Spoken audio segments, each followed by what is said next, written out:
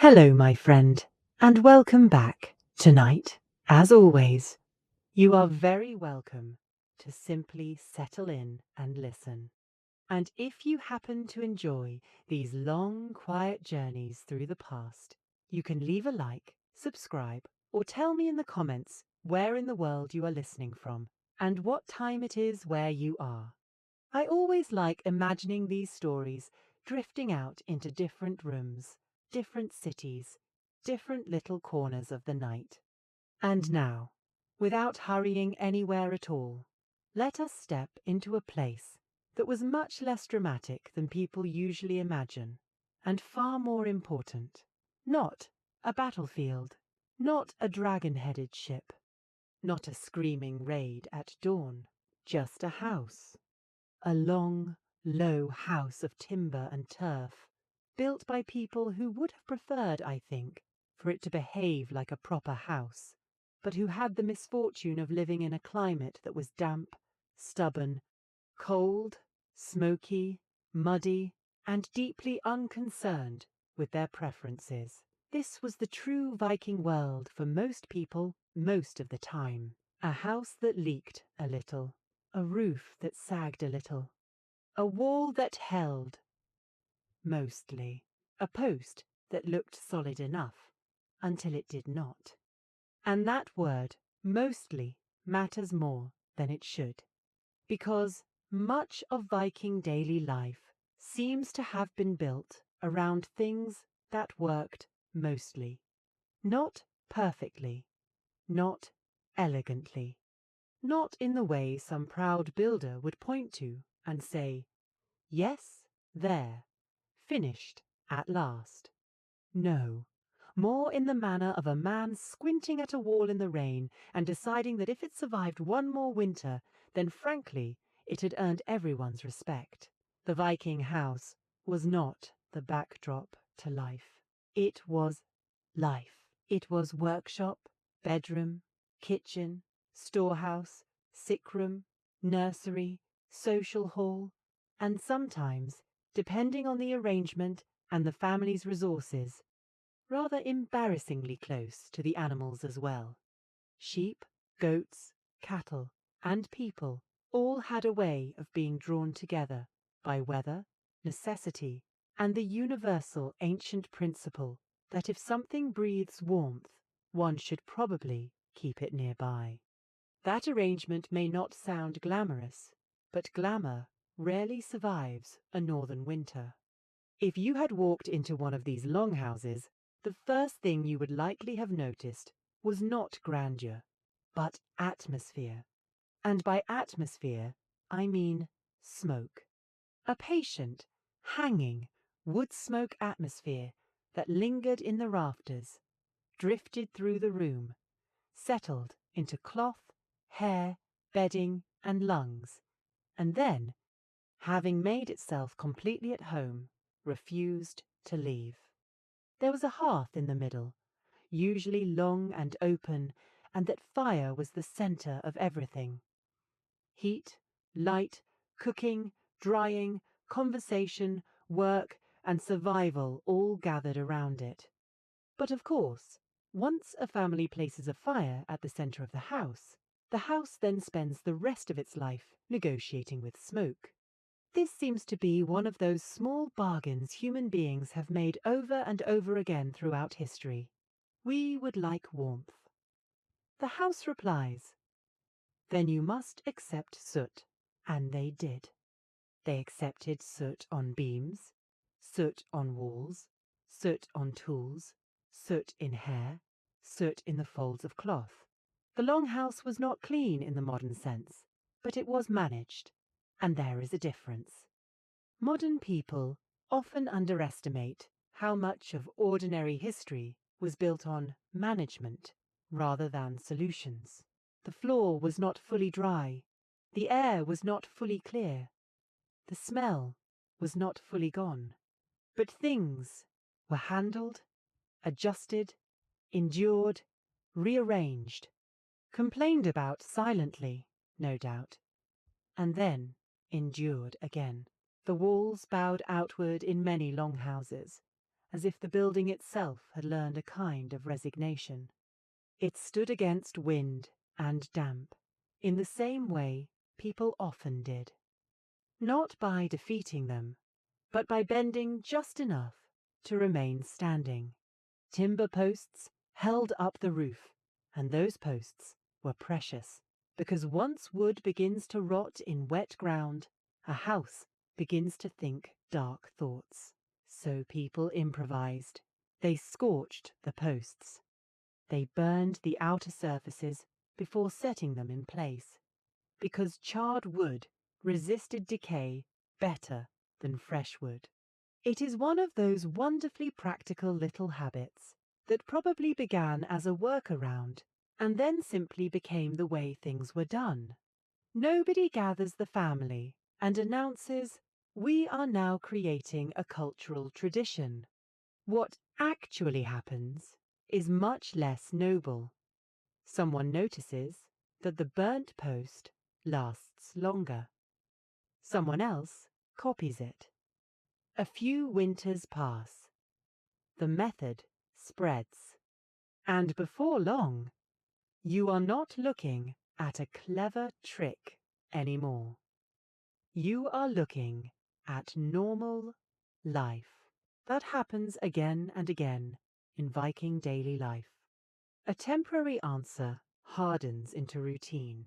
A routine becomes expectation. An expectation becomes identity. And many centuries later, people start imagining that these customs arrived fully formed, wrapped in fur and confidence, rather than stumbling into existence through trial, error, dampness, and irritation. The house itself was a sort of ongoing argument against collapse. Everything in it required attention. The roof needed watching. The walls needed watching. The fire needed watching. The animals needed watching. The stores needed watching. The weather needed watching. The children absolutely needed watching. Although, to be fair, children in most historical periods seem to have been watched only in the broadest and most optimistic sense. Along the walls were raised platforms or benches where people sat, worked, and slept, not far from the smoke, not far from one another. Privacy in such a world was not really a room with a door.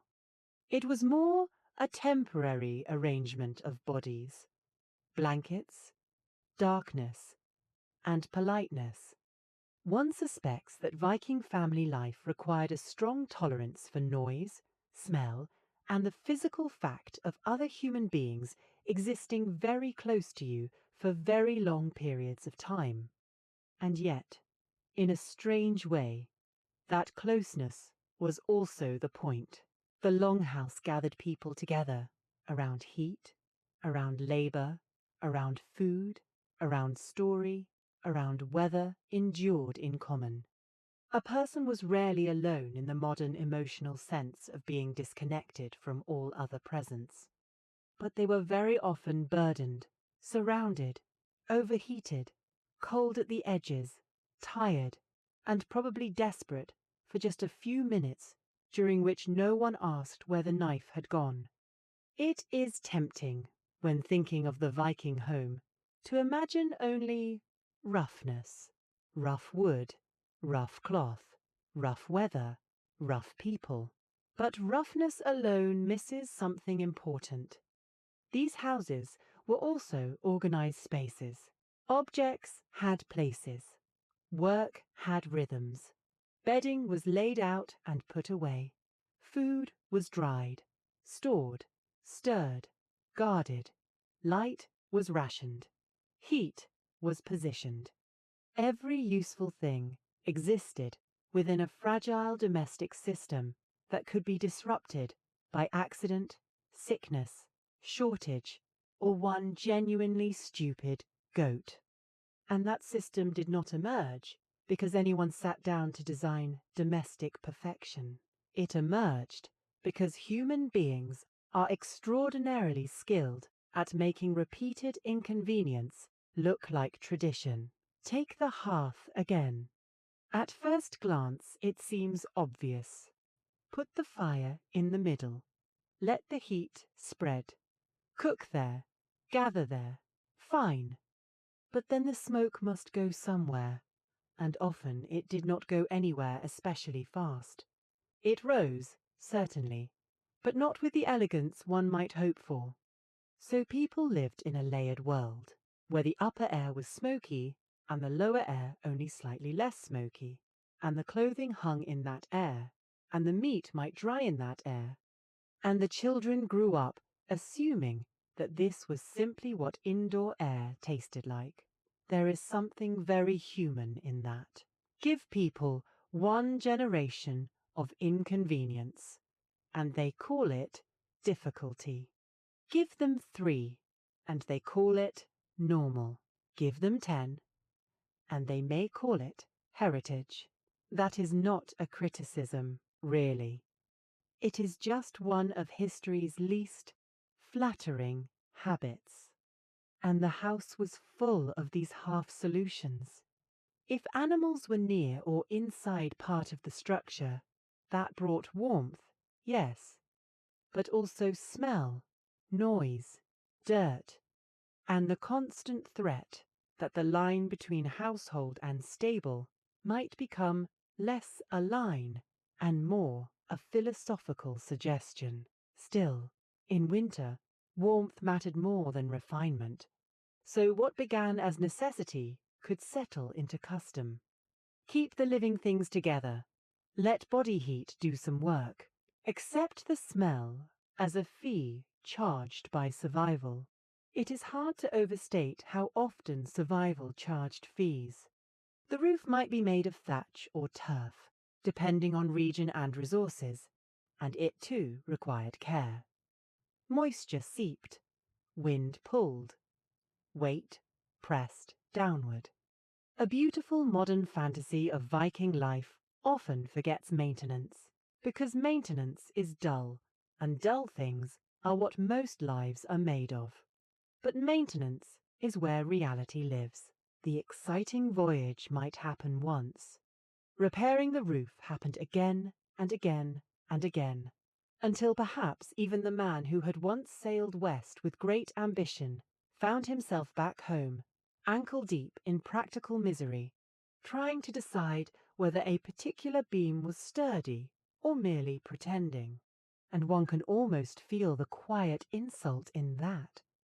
To be remembered by history for raiding monasteries and voyaging across seas, while in truth much of your life was spent dealing with damp timber.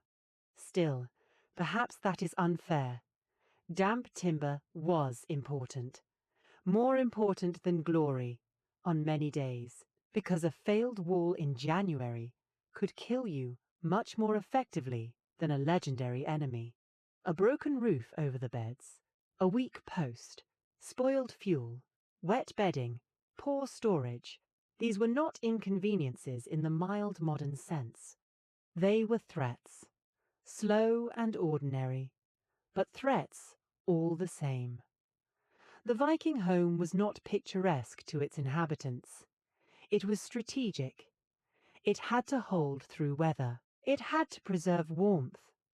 It had to keep enough order that food, tools, cloth, and people could make it through one season to the next. And even then, there was absurdity. Because when people are forced to live practically, they become inventive in ways that are not always elegant. If smoke darkened the rafters, then smoke darkened them. If bedding absorbed the smell of the hearth, then bedding smelled of the hearth. If every object wore a thin memory of ash, then perhaps ash began to seem less like dirt and more like the natural finish of existence. The longhouse changed the people inside it, just as they changed the house, their posture, where they sat, how they stored things, how they slept, how they spoke in low firelight, how they listened for weather against the roof, how they rose in darkness to stir embers back to life. A home like that did not merely shelter habit, it manufactured habit. And because life was crowded into one shared interior, small social behaviours mattered intensely. Who sat where? Who reached first? Who tended the fire? Who worked by the light? Who got the warmer side? Who could stretch their legs? Who had to wake and move because someone else needed the space? These things sound minor, until one remembers that repeated minor things become the texture of entire lives. Not every historical power struggle needs a crown. Some of them are simply over better heat. And then, of course, there is the question of comfort, which is a dangerous word. It suggests too much softness. Better, perhaps, to speak of tolerable arrangements. A folded cloak, a place on the bench, a good fur, dry socks, if fortune had briefly lost its mind and decided to be generous. There is a great difference between luxury and relief, and most people in the Viking world would have known that difference intimately. Relief was getting the fire going quickly. Relief was finding the grain dry. Relief was a roof that did not drip over your sleeping place. Relief was a post that held one more year. Relief was no one being sick at lambing time. Relief was a night with less wind.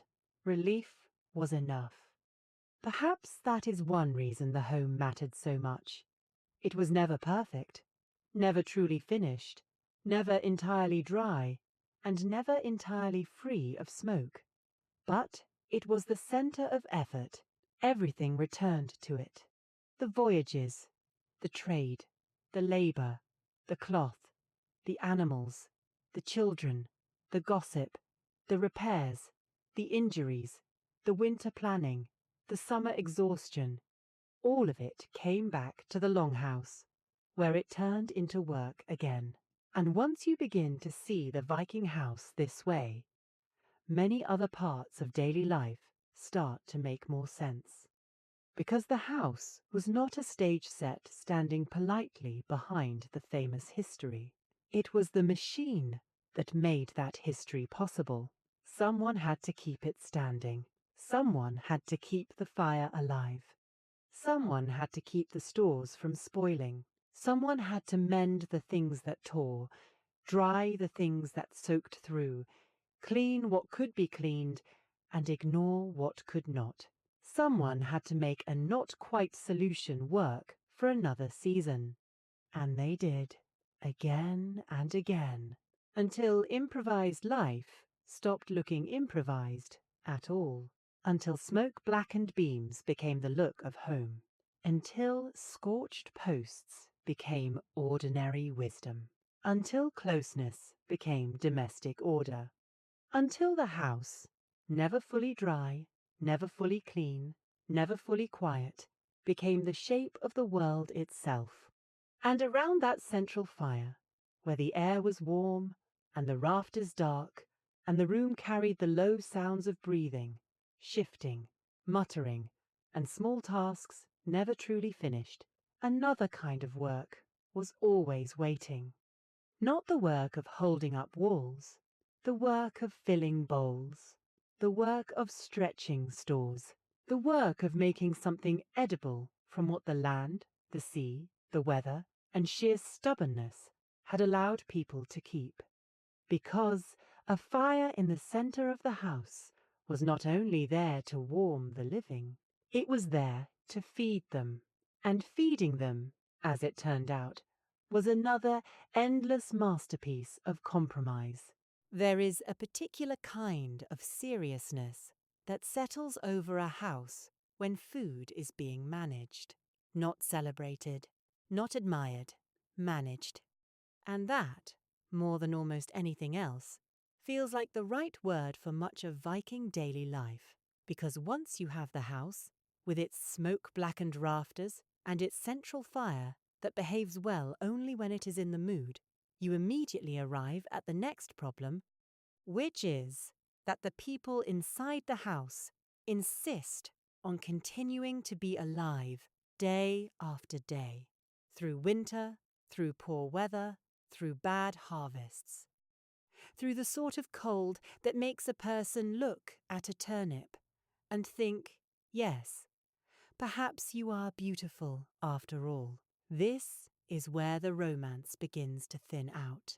A great many people like the idea of historical food right up until history serves it to them repeatedly. They like the thought of rustic bread, maybe, or smoked fish, or a hearty stew in a wooden bowl, lit by firelight, while a storm rattles the walls and everyone looks rugged in a dignified manner. And that is all very nice for perhaps one evening. But the deeper truth is less decorative. Food in the Viking world was not about variety in the modern sense. It was about continuation. It was about making sure there was enough of something, then enough of the next thing, and then enough of whatever could be stretched, dried, salted, boiled, stored, scraped together, or politely described as still good. The daily miracle was not feasting. It was not yet starving. That central hearth, the one that warmed the house and filled it with smoke and made everyone smell faintly of burnt wood and persistence, also did the harder work of turning raw survival into meals. And meals, in such a world, were never just meals. They were calculations. They were decisions disguised as routine. They were weather, labor, storage, luck, and household authority poured into a pot and made to simmer until even disappointment softened. A person might eat meat, fish, grain, dairy, berries, roots, vegetables, and what the season allowed. That sounds broad enough when spoken quickly. It sounds almost generous. But then history always enjoys the little joke of giving you categories first and repetition second. Yes, there was fish. There was also more fish. Yes, there was grain. There was also grain prepared one way, then grain prepared another way, and then grain prepared in the special style known as "we still have grain, so we are grateful." Yes, there was dairy, which is wonderful, of course, until dairy becomes one of the pillars holding up your emotional relationship to life. The Viking household had to think in terms of stores, not cravings. One did not wake and ask what one felt like eating. One asked, more or less, what the household could afford to use, what needed to be used first, what could be stretched, what had spoiled, what might spoil soon, what must be saved, and whether anyone could go one more day without touching something meant for later. Later was very important. Later haunted the house. Later sat behind every bowl. Later stood by every barrel. Later whispered over every slice of dried fish, every stored grain, every preserved scrap of fat, every bucket of something fermented enough to be useful and suspicious enough to inspire caution. This is one of the quiet cruelties of pre-modern domestic life. You are never just eating today. You are eating against tomorrow. And because tomorrow in the north could be long, wet, cold, and absurdly demanding, food was rarely allowed to be merely pleasant. It had obligations. It had to keep. It had to fill. It had to warm. It had to survive storage. It had to survive mice, moisture, mold, carelessness, and the entirely unreasonable appetites of human beings doing physical labor in bad weather. That labor matters. It is easy, sitting in comfort, to underestimate the sheer calorie hunger of a world built on muscle. Hauling, chopping, rowing, lifting, grinding, digging, weaving, herding, and working outdoors through seasons that had no interest in human comfort. People did not need dainty nourishment. They needed fuel. A body in that world was a tool with demands, and if you did not feed it properly, the consequences were immediate and practical. A weak body worked badly. A badly working body endangered the household. And so, the daily matter of cooking became tied to something much larger than taste. It was order. It was authority. It was foresight. It was, in a very real sense, intelligence made edible. Which is perhaps why the management of food within the household carried so much weight, especially for the women whose work held so much of domestic life together. Because cooking was not just standing near a pot with a look of old-world competence while history took notes. It was remembering stores, watching fire, timing use, preserving enough, knowing what could be saved, knowing what had to be eaten quickly, knowing what could be boiled into usefulness, knowing, perhaps most importantly, how to make necessity seem normal enough that the house remained calm. That is a skill, a very old skill, not merely cooking, but maintaining morale with limited ingredients. One suspects history owes a great deal more to women quietly making dull food tolerable than it does to many men on horses. The pot over the fire was, in its way, another temporary solution that became permanent. Open fire, suspended or set cooking vessels, long simmering, one ingredient joining another, heat doing its slow work. Simple enough. Yet once a method like that establishes itself inside a house built around a hearth, the entire rhythm of domestic life bends toward it. Things are dried because they can later be boiled. Things are cut because they must cook efficiently. The day is arranged around keeping the fire usable. The room smells of wood smoke and broth and old grease and wool and damp air. That is not just cooking. That is an ecosystem.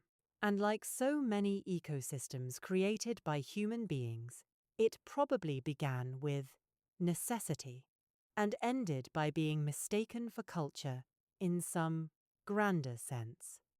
People do this all the time. We inherit a compromise, repeat it long enough, and then dress it in dignity. There is no shame in that.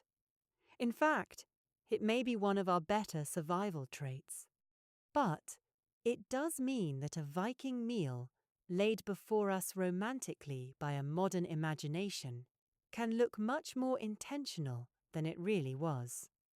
The truth is often more interesting. The truth is a stew that exists because many things can be put in a pot. The truth is preserved fish because the sea gives generously and then demands respect. The truth is grain because grain stores. The truth is dairy because animals can be persuaded, with difficulty and some inconvenience to everyone involved, to help carry a household through time. Then there is honey, berries, and fruit, which sound almost cheerful. And they were cheerful, probably. Briefly, that is one of the sly little patterns in old food systems. The pleasant things are often seasonal and fleeting. Summer offers sweetness with great charm and terrible unreliability. A household may gather berries, dry things, preserve things, take advantage of abundance, and still know, with all the grim common sense of experience, that sweetness is not a plan. Sweetness is a moment. Winter eats moments. So people planned around what lasted. drying, smoking, storing, fermenting, salting, using every possible technique to force food into obedience. This is where domestic life begins to resemble low-level warfare. Not glorious warfare, naturally. There are no songs about a woman checking whether damp has reached the grain, which is unfair, because that act probably saved more lives than many celebrated battles. But history is a shallow flirt. It notices swords before barrels. And the barrels, the stores, the sacks, the bins, the hanging food, the hidden reserves, the tucked-away supplies, these made the difference between a hard season and a catastrophic one. Food storage was never neutral. It carried anxiety in it. It meant counting. It meant watching who took what. It meant restraint. It meant remembering not only what the family had, but how long that amount had to pretend to be enough. And naturally, human beings being what they are, there would also have been all the familiar little domestic dramas around food. Someone taking more than their share. Someone claiming not to be hungry and then hovering suspiciously near the pot. Someone saving a better portion for later and then finding that later had arrived in the stomach of someone else. Children being children. Guests arriving at inconvenient times. Workers returning hungrier than expected. Weather delaying something. A trip taking longer.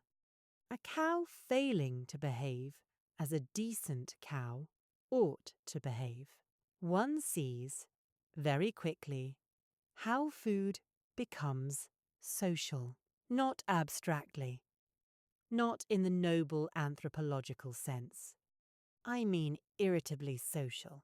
It shapes manners, patience, status, resentment, gratitude, and memory. Who is fed first matters. Who receives the better cut matters.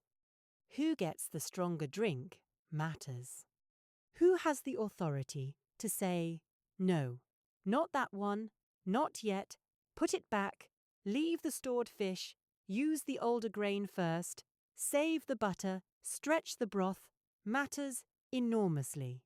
Because once scarcity lives in a house, even moderate scarcity, household power becomes visible in very small gestures. The hand over the pot, the eye on the shelf, the decision to open one barrel instead of another, and all of that unfolds around the fire, which must itself be fed constantly. There is something almost rude about that, really. Even the thing that helps cook the meal consumes resources. You must gather fuel to prepare food, and then prepare food to gather more strength, to gather more fuel. Daily life can be viciously circular in that way. There is no clean exit from the loop, only continuation. That may be one reason the pot becomes such a comforting image in historical imagination. A pot over a fire suggests warmth, abundance, and homely reassurance. But an actual pot in an actual Viking household would also have represented labour, caution, timing, smoke in the eyes, aching backs, and the long discipline of not using up tomorrow. And still, people laughed, or they must have. Not because life was secretly easy, which it was not, but because humour is one of the few affordable luxuries that stores well in bad conditions. One can imagine the dry remarks, the sort that arise only in households that know each other too well. A stew thin enough to reflect your face in it, a fish so persistent in flavour that it seemed determined to survive a second death. Bread admired warmly because criticism would not improve it. Someone praising a meal with the kind of solemn dignity usually reserved for funerals. This is speculation, of course, but very safe speculation. Human beings have always mocked the food when they could not change it, and sometimes the very things that begin as improvisations become beloved simply because they are familiar.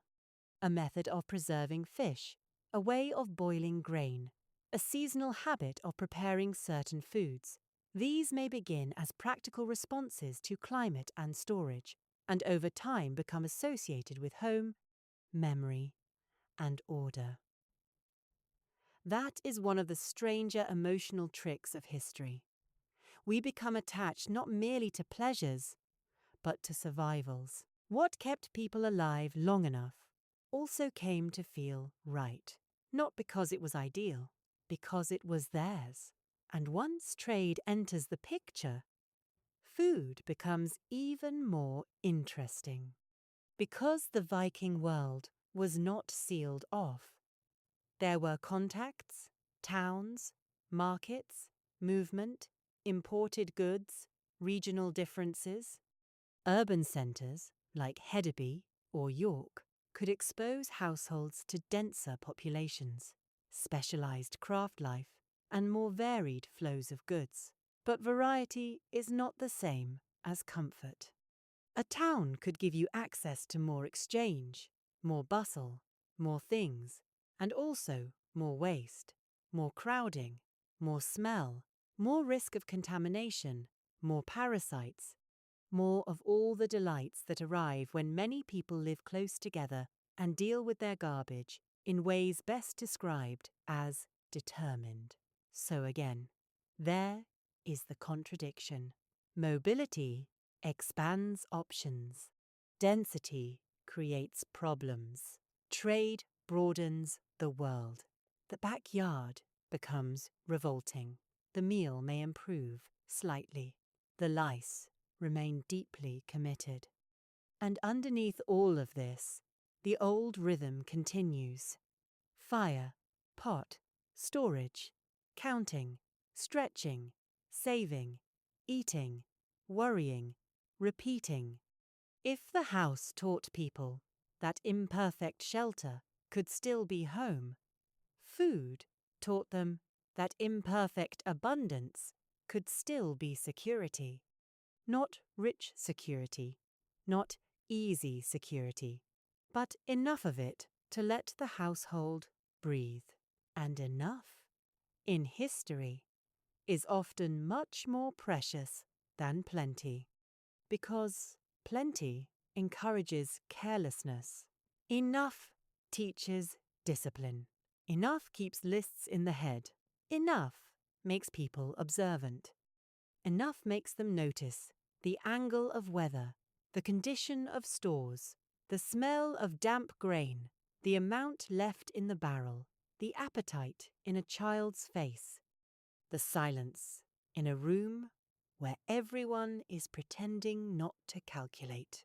And perhaps that is why food lingers in memory so stubbornly. Not only because it fills the body, but because it reveals the household. A badly managed household shows itself first in the storeroom and at the hearth. A careful household does too. You can read order in a pot. You can read anxiety in the way a loaf is cut. You can read hope in what is put aside for later.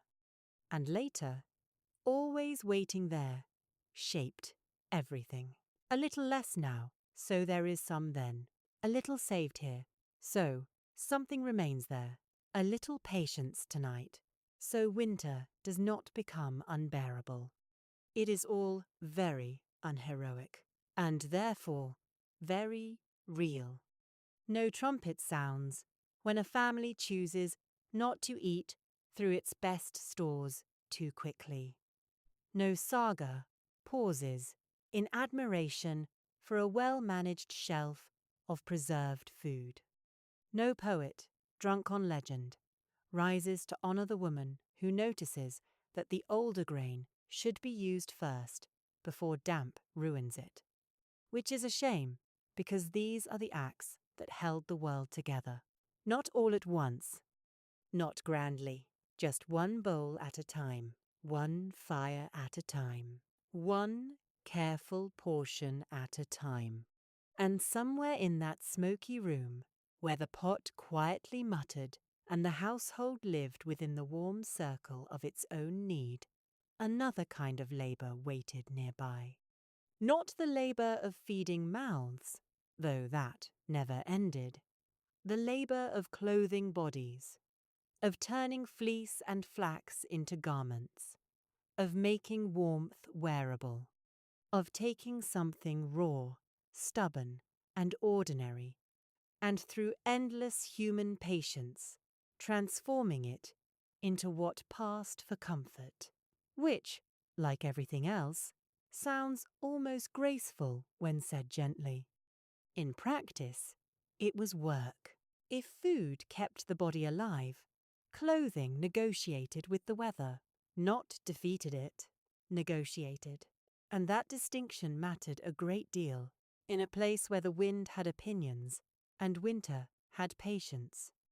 Because after the fire had been tended, and the pot had been managed, and the house had done its best not to collapse out of damp stubbornness, there remained the simple and continuous problem of bodies existing in the open air, bodies working, bodies walking through fields, bodies rowing, bodies herding animals, bodies standing outside in wind that arrived from the sea with absolutely no intention of being polite. So clothing, in the Viking world, was not merely decoration, it was strategy. It was survival that happened to look like fabric. And like so many other things in daily life, it began with materials that were stubbornly ordinary: wool, flax, animal hides. Nothing in that list sounds especially heroic, which is perhaps why stories tend to skip the long and quiet effort required to turn those materials into garments. But the Viking household could not afford to skip that effort. The weather would notice. Wool, in particular, became one of those quiet pillars of existence. Sheep grazed, sheep grew fleece, fleece was taken, cleaned, prepared, spun, woven, cut, stitched, repaired, and then worn until it began to resemble an object that had lived a long philosophical life. The journey from sheep to shirt was not short. It was work layered on work. And it often took place inside that same smoky longhouse where everything else happened. The fire warmed the air. Tools appeared and disappeared into baskets and chests. Hands worked in low light. Threads were drawn. Fibres twisted. Looms assembled. And time, great quantities of time, was slowly converted into cloth. Spinning alone required patience that modern people rarely encounter. A strand of fibre is coaxed into thread not by sudden brilliance, but by repetition.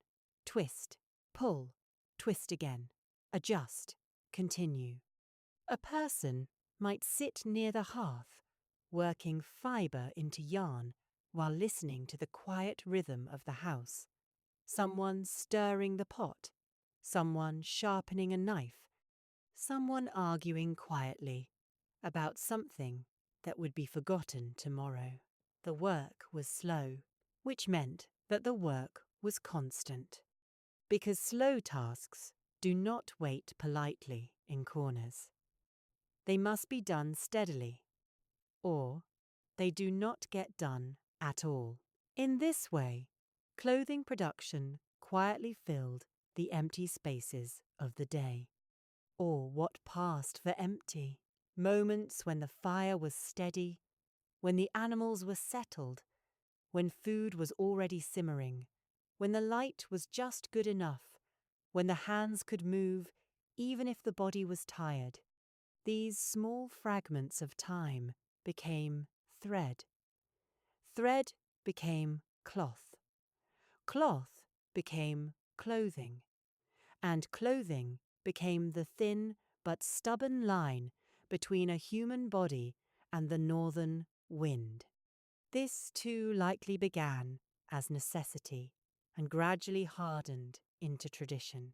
Someone spins because there must be yarn. Someone weaves because there must be cloth. Someone repairs because cloth does not forgive carelessness. And before long, the entire household knows the rhythms of fiberwork. They know where tools are kept. They know the look of good wool and bad wool. They know the sound of a loom in motion. They know that garments are not permanent things, but ongoing negotiations between use and repair. Repair, in fact, might have been the most common form of clothing work, because nothing in daily Viking life remained untouched by friction.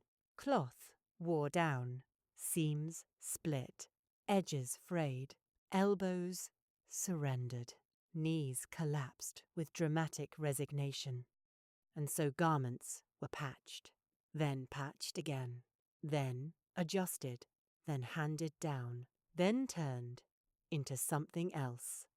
It is very possible that some pieces of clothing lived several different lives before they were finally allowed the dignity of falling apart completely, and even then, the cloth might still have a future. Because fabric could become padding, lining, wrapping, binding, insulation, or any number of small domestic solutions that appear when people live in a world where waste is a luxury. Waste is very modern. The Viking household lived in a quieter economy of reuse.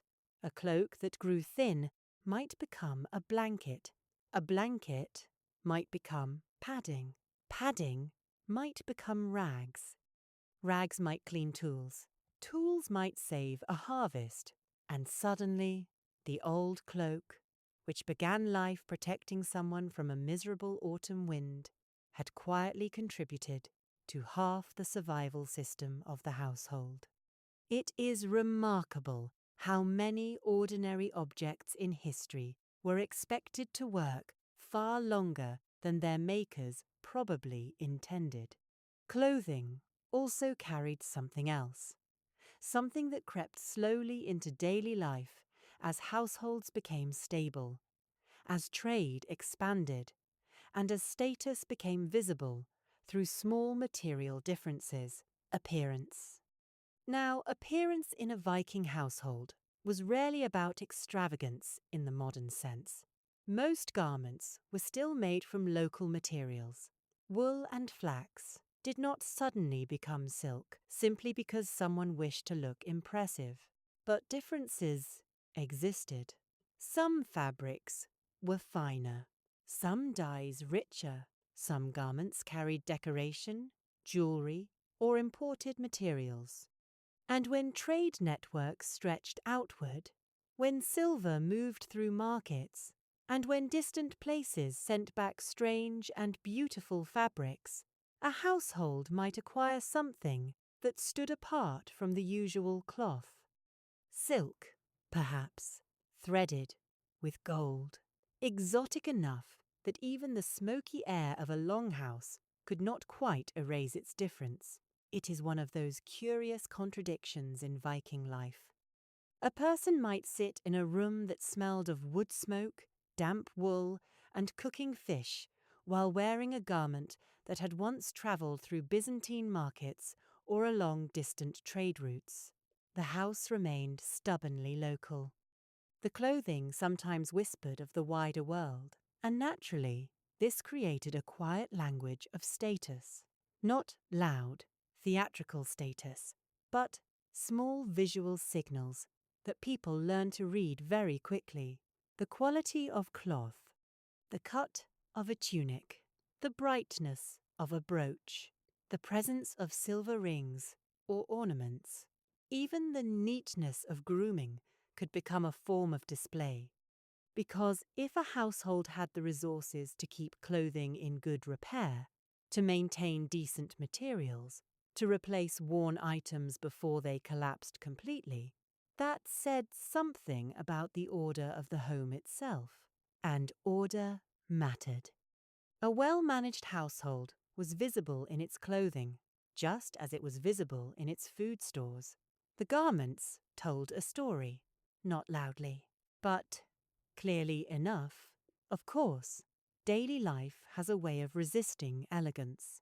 Even the best clothing eventually met mud. Mud was a powerful equalizer. Fields were muddy. Paths were muddy. Animals were muddy. Weather was muddy. And wool, admirable as it is, does not prevent a person from encountering the ground at unfortunate moments. So garments carried the marks of work: dust, grease, ash, the faint smell of smoke that seemed to settle into every fibre. And then there were the creatures that enjoyed living in clothing almost as much as people did. Lice, fleas, the tiny, persistent companions of human history. This is where the famous Viking combs enter the picture. Combs appear in large numbers in archaeological finds, especially in places like York. They were not luxury accessories. They were tools of civilization. Because when people live close together, when clothing is warm and thick and worn daily, when the air is smoky and the environment is full of life, both welcome and unwelcome, grooming becomes more than vanity. It becomes defense. A comb could maintain hair, yes, but it could also remove parasites. And suddenly, the small act of combing becomes another quiet form of daily survival. A moment of order, a small victory over irritation, perhaps even a social ritual. Someone sitting near the fire, combing carefully, removing dust, adjusting hair, inspecting the small territory of their own head with the seriousness of a general reviewing troops. The house again becomes the stage for this slow work. Firelight glints off a comb, threads of wool lie nearby. Someone mends a sleeve. Someone spins another length of yarn. Someone complains about the cold. Someone laughs. And the garments themselves slowly accumulate history. A tear from a hard day. A stain from a meal. A patch that reminds someone of a winter when cloth was scarce. Clothing becomes memory. Not romantic memory, but practical memory. The kind stitched into fabric through use. And sometimes the clothing carried authority as well. A woman managing the household might wear keys at her belt. Or at least, that is the image people often like to imagine. Reality appears more complicated. Keys do appear in graves, but not as often as the tidy story suggests. Some may have been symbolic. Some may not have been functional at all, which is a quiet reminder that historical traditions often grow clearer in imagination than they ever were in life. Still, the idea itself tells us something. Household authority existed. Someone managed stores. Someone controlled access. Someone decided what was opened and what was saved. And clothing, like food and tools, participated in that language of responsibility. The belt held keys. The brooch held fabric. The garment carried tools. A body moved through the house, carrying small instruments of order. And once again, we return to that curious Viking habit of turning necessity into culture. Wool becomes clothing. Clothing becomes appearance. Appearance becomes status. Status becomes tradition. Tradition becomes identity, and centuries later, people imagine that identity arrived fully formed, when in truth it grew slowly out of smoke, cold air, spinning fibres, and the quiet determination of households that needed garments simply because the wind would not stop, and the wind never stopped. It moved across the sea, across fields, across towns like Hedeby and York, where trade and people gathered in greater numbers.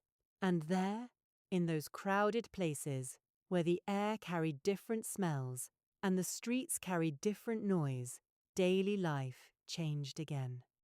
Not dramatically, but enough. Enough that new problems appeared. Crowded houses, waste, animals, trade, goods, strangers, markets, and the strange mixture of opportunity and discomfort that always follows when many humans decide to live very close to one another, which is where the Viking story becomes slightly louder. Not with war, but with people. Lots of people, all bringing their habits with them. For a long time, most Viking lives unfolded in houses like the one we left behind. Low roofs, warm fires, slow work, fields outside, animals nearby. A world that felt large in the imagination, perhaps, but physically very small. A farm, a cluster of houses, a familiar stretch of land, a coastline, the same faces, the same paths, the same wind. And for many people, that was enough, or at least it was what existed. But every so often, the world has a habit of gathering people together, not because anyone planned it beautifully, not because a king declared it, but because small conveniences begin to stack on top of one another until suddenly there are more people in one place than anyone expected.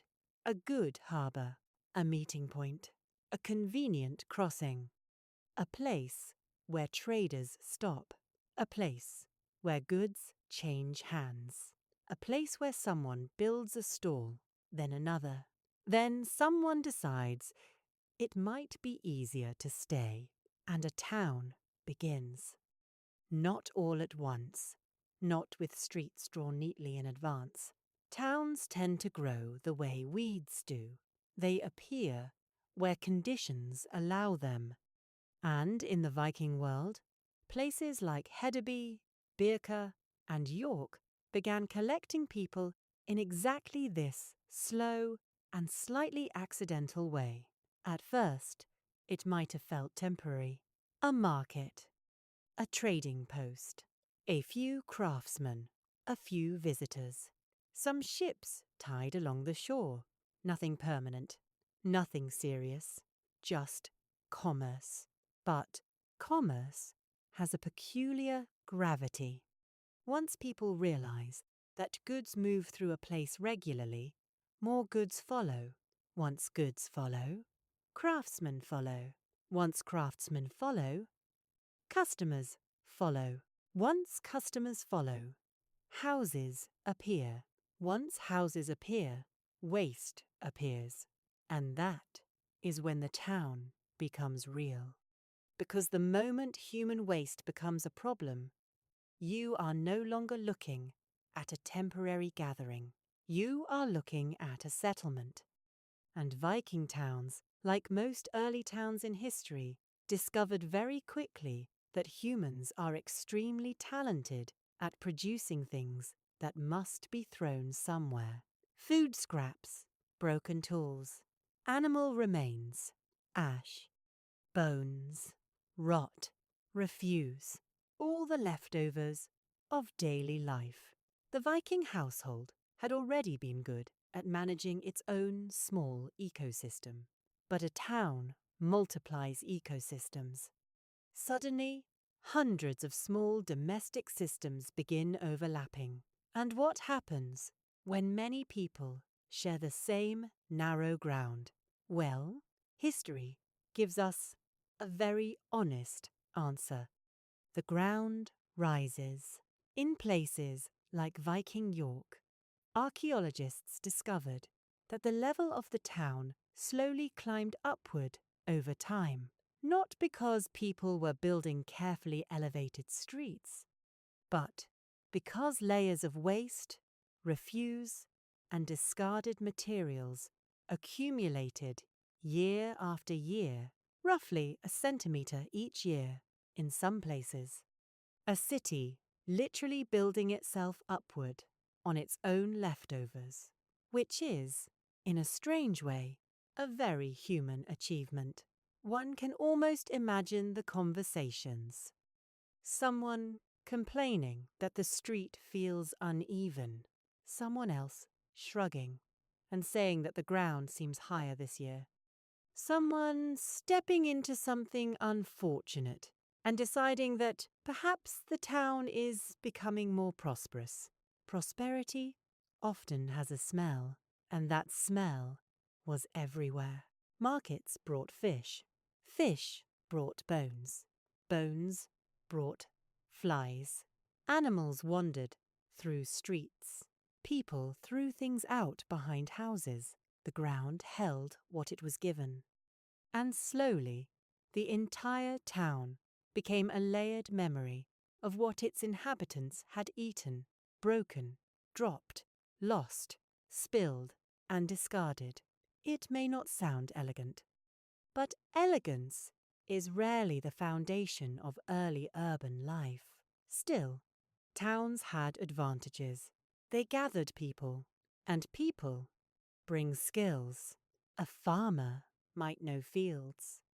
But in a town, you might find a comb maker, a metal worker, a trader, a boat builder, a weaver who produced cloth more efficiently than any household loom. Craft specialization begins quietly. One person becomes good at something, then better still. Soon others prefer to trade for that skill instead of doing the work themselves. And slowly, a new kind of life emerges.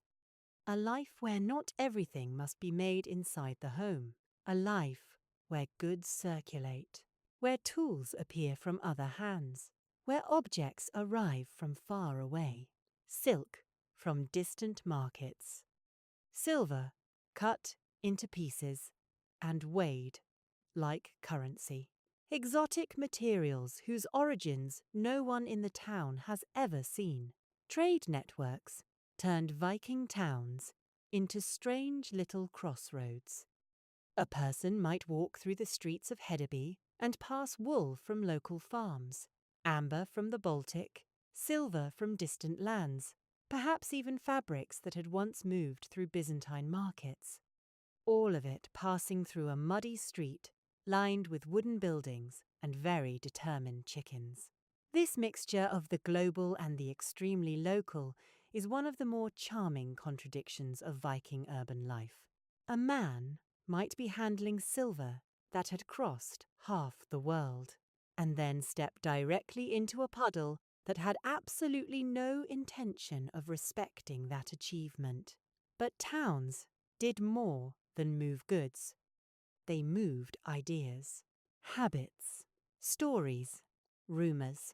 Strangers arrived, foreign merchants, travellers, sailors, people whose languages sounded different, whose clothing looked unusual, whose customs raised eyebrows, and suddenly the world felt larger, but also closer, which is not always comfortable. Because when people live close together, differences become visible, and with visibility comes friction. Crowded houses, narrow streets, noise at odd hours, arguments. The familiar irritation of neighbours who live slightly too close. Urban life, even in the Viking Age, seems to have carried the same basic human experience. You gain opportunity. You lose quiet. You gain access to goods. You lose clean air. You gain information. You gain fleas, because parasites also enjoy cities. Lice, fleas, worms, the ancient companions of crowded humanity. Archaeological finds in York have shown evidence of all three, which means that daily grooming was not merely about appearance. It was about survival with dignity. The famous Viking combs found in large numbers in towns suddenly make perfect sense. Combing hair was not vanity. It was maintenance. Another small battle fought daily. A reminder that even in a growing trade centre, even in a town buzzing with craft and commerce, the body still required constant attention. The house had to be managed. The fire had to be tended. Food had to be stretched. Clothing had to be repaired. And now, the street itself demanded negotiation. Markets grew busy. Voices rose. Animals moved through crowds. Trade happened quickly, and sometimes suspiciously. Silver was weighed. Pieces of metal were cut and tested, because Viking trade often relied on hack silver bits of silver cut into pieces and valued by weight. Coins existed, but silver itself was often the true currency, which created its own small rituals. A trader weighing metal carefully, a buyer squinting at the scale, someone biting a piece to test it, someone arguing that the weight is wrong, someone insisting the silver is pure, and someone else quietly wondering whether this entire transaction is a terrible mistake. Trade requires trust, and trust is always under negotiation, especially when strangers meet, and towns are full of strangers. This is perhaps the most dramatic difference between the farm and the town. At home, everyone knows everyone. In town, not always. A person may arrive with goods, stories, and intentions that no one fully understands. Opportunity walks through the gate, so does risk. But despite the smells, the noise, the fleas, the arguments, the mud, the waste, the crowding, the confusion of languages, the suspicious weighing of silver, the constant movement of people and goods, towns continued to grow because human beings, despite all evidence to the contrary, seem to enjoy being near other human beings. We complain about them. We distrust them. We argue with them. But we gather anyway. Markets become permanent. Workshops become streets. Temporary stalls become buildings. And before anyone quite realizes it, a place that was once a seasonal gathering becomes a city. Not a clean city. Not a planned city, but a living one. A place where daily life becomes louder, messier, more unpredictable, and strangely more exciting. A farmer might spend years seeing the same horizon. A person in York might hear 5 different languages before noon. A merchant might sell silver cut from foreign coins. A comb maker might sell tools that keep half the town from itching. A traveller might arrive with news of lands that sound like myths. And somewhere behind a workshop, someone is still throwing garbage into a growing pile that will one day confuse archaeologists. Cities always contain layers of work, of noise, of smell, of ambition, of waste, and of small domestic systems trying very hard to remain orderly in a place that resists order. Because even in a town, the basic rhythm remained: fire, Food, clothing, maintenance, the endless cycle of keeping life functioning. Only now it happened in the presence of strangers, which changes everything.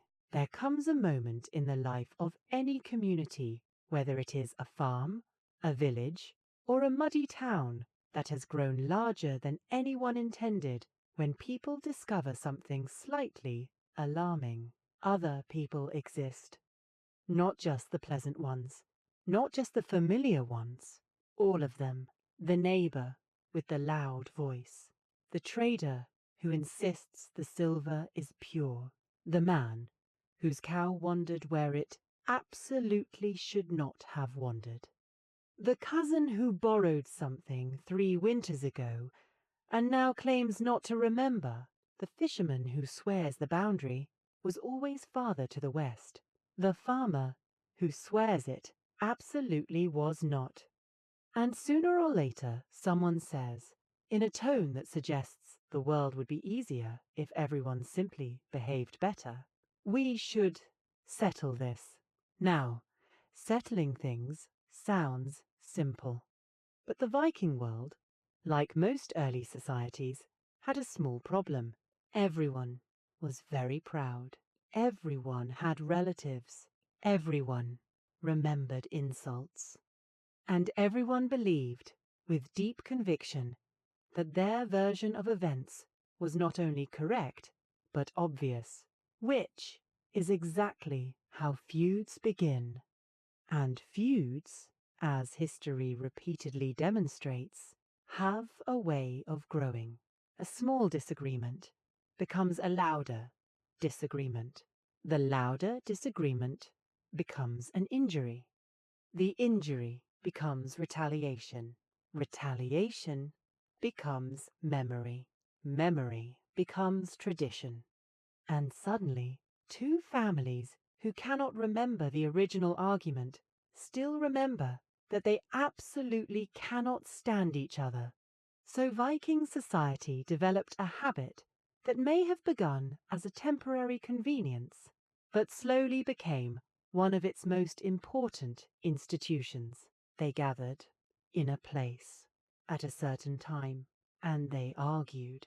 This gathering was called a thing, not thing in the casual modern sense, but thing with a capital T in spirit, if not in spelling. A meeting of free men, a place where disputes were aired, judgments were spoken, and decisions were announced. Now, this was not democracy in the polished modern sense. No ballot boxes, no polite turn-taking, no quiet microphones. The thing was closer to what might happen if an entire community brought its disagreements into one open space and attempted, through a mixture of law, reputation, shouting, and public pressure, to prevent the whole society from dissolving into endless revenge, which, when you think about it, is actually quite ambitious. Because Viking culture did not pretend that violence did not exist. Violence was real, feuds were real, honor was real. But the thing attempted to place some kind of boundary around them, a moment where arguments moved from private anger into public discussion. And public discussion has a curious effect. When people are alone with their anger, it grows. When they stand before a crowd, it changes shape. Now witnesses exist. Now reputation matters. Now someone must speak clearly enough for everyone to hear. And suddenly, the quarrel is not only about the quarrel, it is about dignity, authority, standing, whether a man appears reasonable or ridiculous, whether a claim sounds fair or suspicious, which means that the thing was not simply a court, it was theatre, not organized theatre, but theatre nonetheless.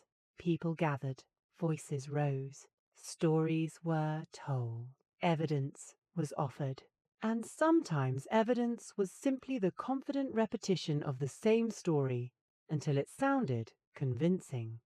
Human nature has not evolved as much as we sometimes pretend, but over time these gatherings became structured.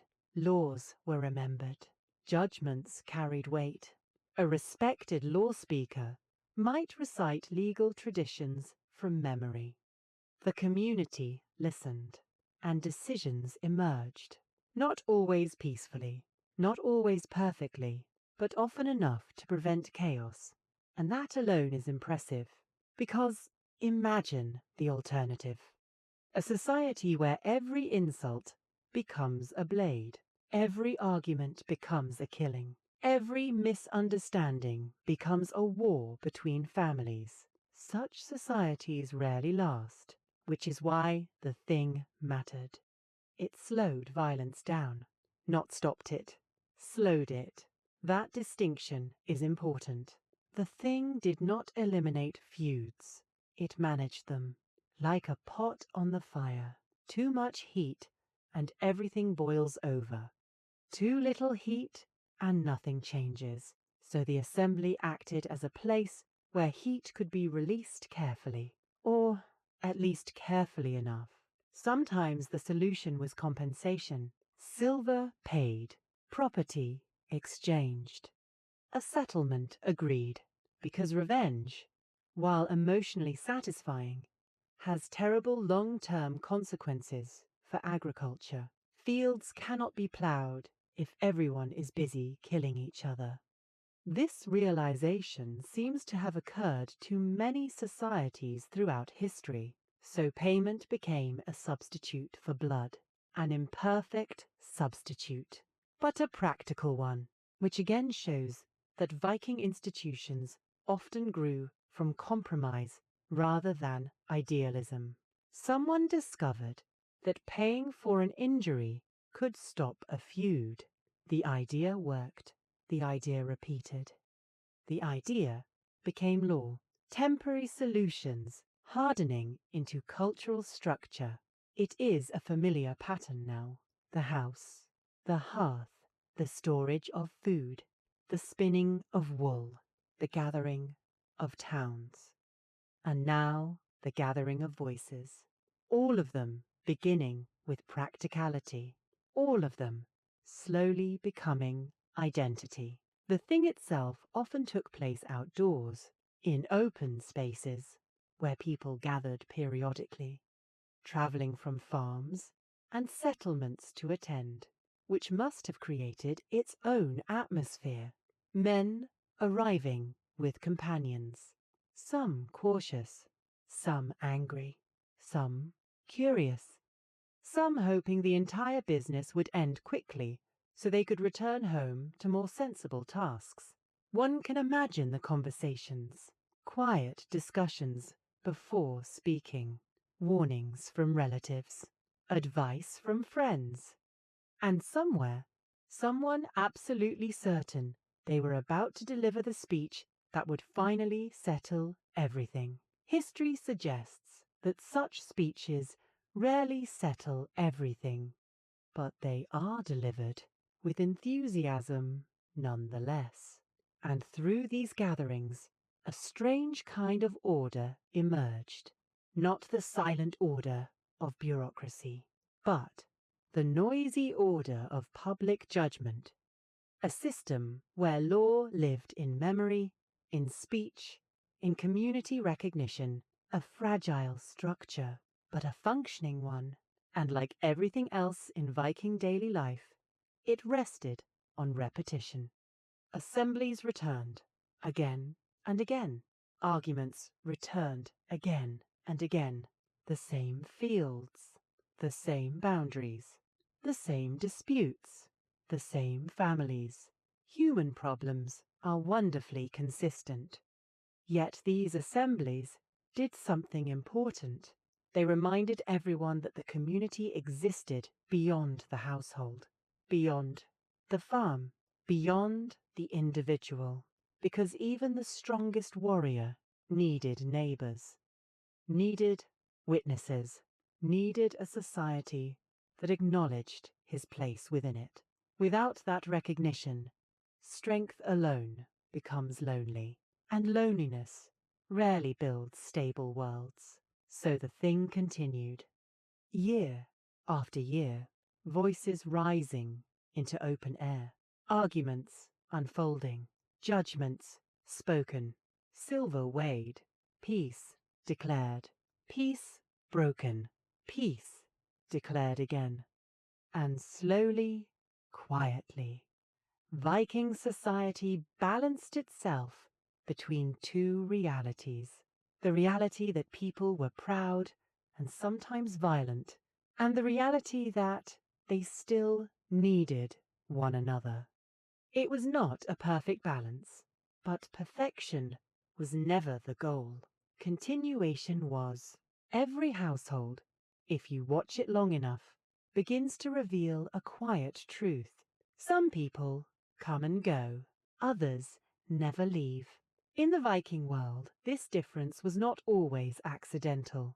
Sometimes it was the difference between free and unfree, between a person who could walk away from the house and a person who could not. And like many things in Viking daily life, this arrangement probably began with practical circumstances before slowly becoming an accepted structure of society. A farm needs labour. That is the beginning of the story. Fields must be cleared, animals must be watched, fences repaired, wood chopped, food carried, water fetched, cloth worked, tools maintained. And all of this must happen not once but constantly, season after season. The land does not pause for fatigue. The animals do not respect weekends. Winter certainly does not negotiate. So the household grows. Family members work. Children work. Neighbors sometimes help. But even that may not be enough. And this is where another piece of Viking reality appears. Thralls, slaves. People who belong to the household, not as relatives, but as property. It is not a comfortable part of the story, which may be why it is often mentioned quickly and then pushed quietly to the side. But it was there, very much there. Viking society had a clear divide between the free and the unfree. Free men could speak at assemblies, own property, travel, argue their cases. The unfree lived differently. Their labour filled the spaces where the household needed strength the most. They might work in fields, carry supplies, serve in homes, care for animals, perform the heavy, repetitive tasks that kept the domestic system functioning. And while the romantic imagination sometimes prefers to picture Viking society as fiercely independent farmers, the archaeological and historical evidence suggests that enslaved labour was deeply woven into everyday life. Raids did not only produce silver, they produced people. Captives taken in war or raiding could become thralls. Some were sold through trade networks. Others were absorbed into households, which meant that the Viking longhouse, already crowded with family members, animals, tools, and smoke, could also contain individuals who had not chosen to be there. This creates a strange emotional landscape. Imagine a household where some people share blood and authority, while others share labour but not freedom, where everyone works near the same fire, where everyone hears the same wind against the walls, but where one person may leave the farm if they wish, and another cannot. That difference shapes daily life in quiet ways. Who speaks freely? Who listens? Who obeys? Who decides? Yet even here, reality appears more complicated than the simple word slave might suggest, because thralls lived inside the household system. They worked beside others, shared spaces, shared food, shared weather, shared the endless rhythm of daily survival. The same pot fed everyone, the same roof sheltered everyone, the same cold touched everyone, which does not erase the difference in status. But it does create a strange closeness. A household is not a distant plantation. It is a small, crowded ecosystem. People see each other constantly, depend on one another constantly. And this constant proximity produces its own complicated relationships, authority, resentment, reliance, sometimes even loyalty. Human beings have always had a talent for building emotional structures inside systems that are otherwise harsh, and Viking households were no exception. A thrall might become trusted, might be given responsibility, might manage animals or certain tasks without constant supervision, not because the system was fair, but because practical life requires cooperation. The household cannot function if every action must be forced, and over time, some thralls might even gain freedom. Manumission happened, not frequently enough to soften the institution, but often enough that it existed. A freed thrall could join the lower ranks of free society. Another example of Viking life turning temporary arrangements into permanent hierarchies. A captive becomes a laborer. A laborer becomes trusted. Trust becomes status. Status becomes freedom. The ladder was difficult to climb, but it existed. Still, it would be dishonest to smooth the edges of the system, because the system itself rested on violence. Captivity, the transformation of human beings into resources. Some graves suggest that enslaved individuals were even sacrificed during elite funerals, forced to accompany their masters into death, a practice that sounds brutal because it was. History has many uncomfortable foundations, and the Viking world, despite its ships and exploration and trade networks, was no exception. Yet daily life did not stop at moral philosophy. The farm still required labor. Animals still required care. Clothing still required repair. Food still required preparation. And thralls were present in that work, fetching water, carrying wood, grinding grain, cleaning spaces, doing the tasks that allowed the rest of the household to function. Which means that the Viking home we imagined earlier, the smoky room, the hearth, the spinning wool, the simmering pot, very likely contained people whose lives followed very different rules. Some could leave, some could not. Some spoke at the thing. Some stood silently behind the conversation, and still the household moved forward, because daily survival rarely waits for moral clarity. It waits for labor. Fields do not care who plows them. Animals do not care who feeds them. The wind does not care who repairs the fence. So the work continues in the same house, under the same roof, beside the same fire. The rhythms of domestic life swallowing the sharp edges of social hierarchy and turning them into routine, which may be the most unsettling part of the system. Not the cruelty, but the normality, because the human mind can grow used to almost anything if it repeats long enough.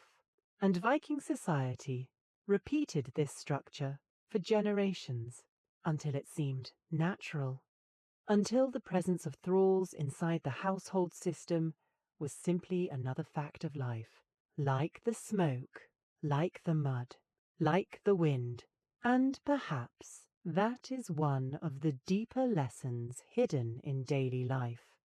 The grand stories of exploration and conquest are loud, but the systems that support them are quiet.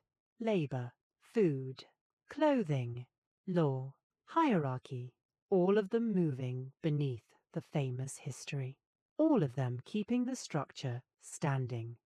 Much like the scorched wooden posts of the longhouse, unnoticed, essential, and constantly bearing the weight of everything above them.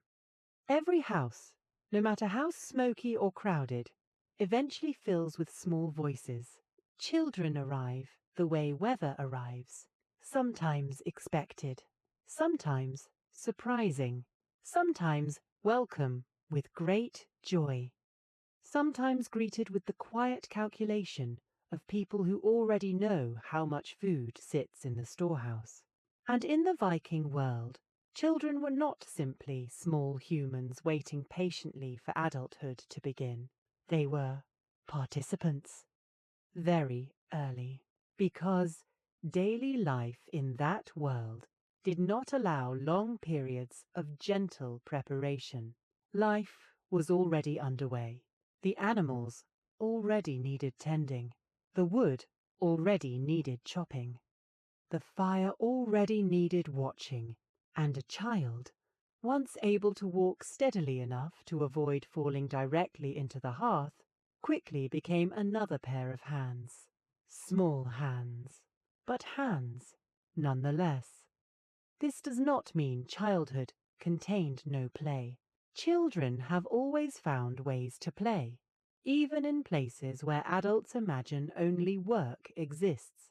Archaeologists have found toys in Viking contexts. Small, wooden, ships, little swords, animal figures, dolls, objects that suggest imagination and imitation. A child pushing a tiny ship across the dirt floor of a longhouse while a real ship creaks quietly at anchor somewhere along the coast. A wooden sword swung with tremendous seriousness at an invisible enemy. A doll wrapped in scraps of cloth, sleeping beside the hearth. Play existed, but play often looked suspiciously like rehearsal. A small sword teaches the hand how to grip. A toy ship teaches the eye how a hull moves through water. A doll teaches care, imitation, responsibility. And before long, the line between play and training becomes very thin. Because children in the Viking world did not remain observers for long. A small child might fetch water, carry light bundles of wood, watch younger siblings, help gather berries or herbs, run errands between houses, tasks that seem minor to adults but which quietly introduce a child to the rhythm of the household.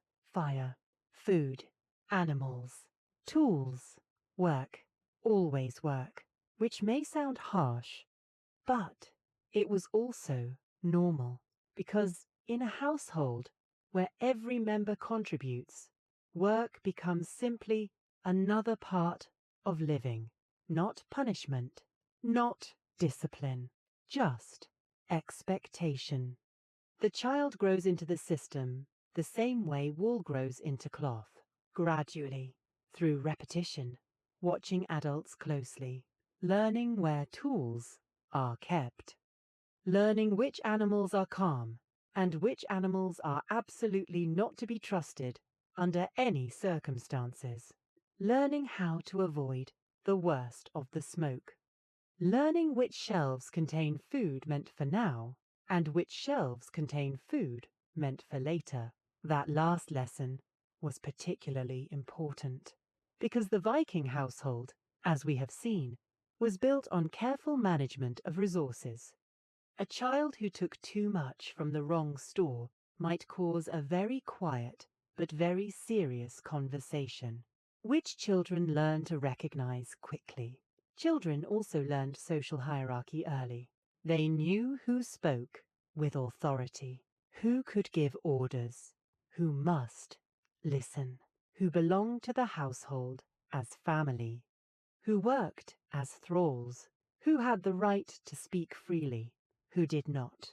These distinctions were not explained through lectures.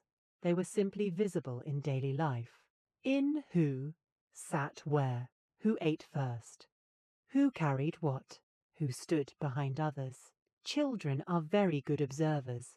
They learn social structures faster than adults often realize. But childhood in the Viking world also carried risks. Infant mortality was high, life was uncertain, and families sometimes made decisions that modern sensibilities find deeply uncomfortable. There are historical references suggesting that newborn infants could be exposed left outside if a family believed they could not support another child. A harsh reality, but one tied directly to survival. A household with too many mouths and too little food might collapse entirely. So the earliest moments of life sometimes existed under difficult judgment.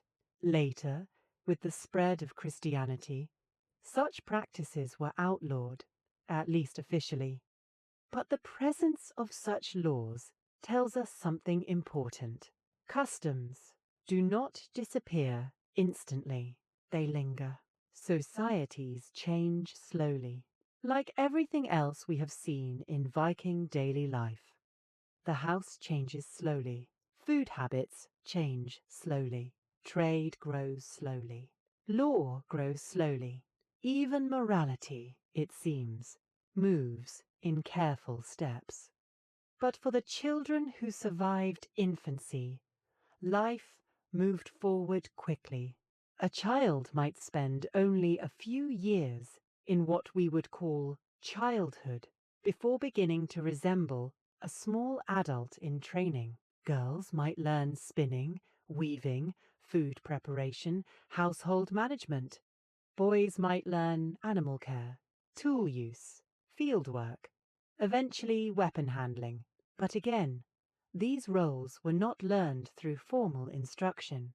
They were absorbed through daily observation. A girl watching wool being spun, a boy watching a fence repaired, a child watching the fire carefully because everyone else is busy. Learning happens naturally when survival depends on it. And because children grew up inside households full of constant activity, their understanding of work became deeply practical. They knew what tasks required patience, which ones required strength, which ones were dangerous, which ones adults disliked. Children everywhere learn quickly which chores adults avoid, and one suspects Viking children were no exception. Of course, even in such a practical environment, childhood still contained moments of curiosity.